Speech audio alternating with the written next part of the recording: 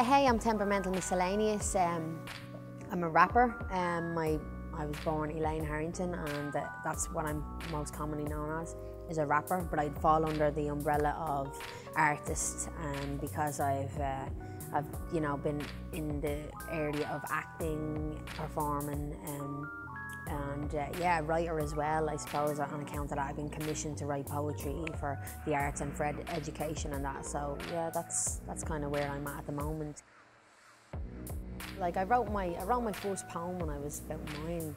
It was titled Little Leaf, and I just, I actually done it because my sister wrote a poem. She was getting a bit of heat for that, and I wrote one. I was always good at drawing. I could just naturally draw, like a pencil was a natural extension of my hand, no editing. I could just draw from my imagination.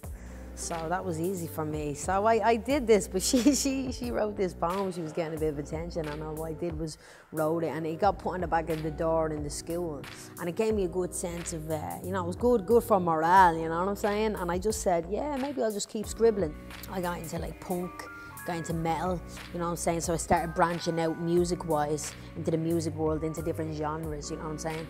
So I just started like trying to express myself different ways, and I maintained that hip-hop then came along, and I had already built a foundation from other genres, from other musical cultures, if you like. Wouldn't give music necessarily a colour, but black cultural music, so I just really found my home. I found my brand when I found the culture of hip-hop, and I decided to study it.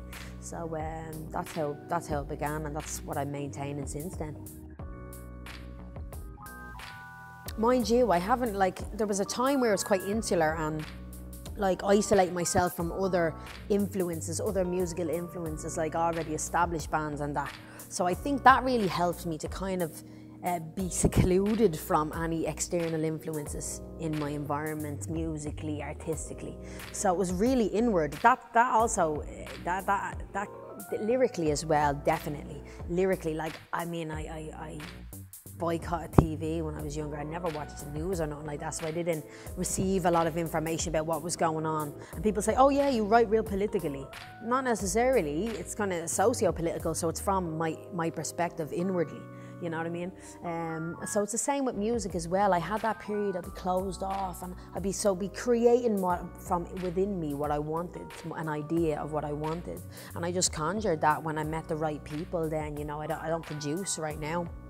But I know what sound I like, in the sense that I can engineer, and one positive thing about being a writer as well, that I can articulate and describe in a colourful language that can be translated into sound. I can describe that to musicians who know what they're doing with using programs or whatever, whether it be a producer or a guitarist. I tell them with riffs, with sounds, give me an extended nice chord, keep it going, whatever, so just communicating. So that's kind of what I do, just being able to communicate what I want based on feelings as well, Well, role was written for me, so it was a cast type role for last year's Fringe Festival, production by Amy Conroy and directed by Veronica Coburn.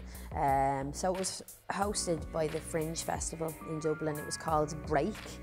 And so that was a theatrical, very staged performance, classic stage performance. It was really interesting.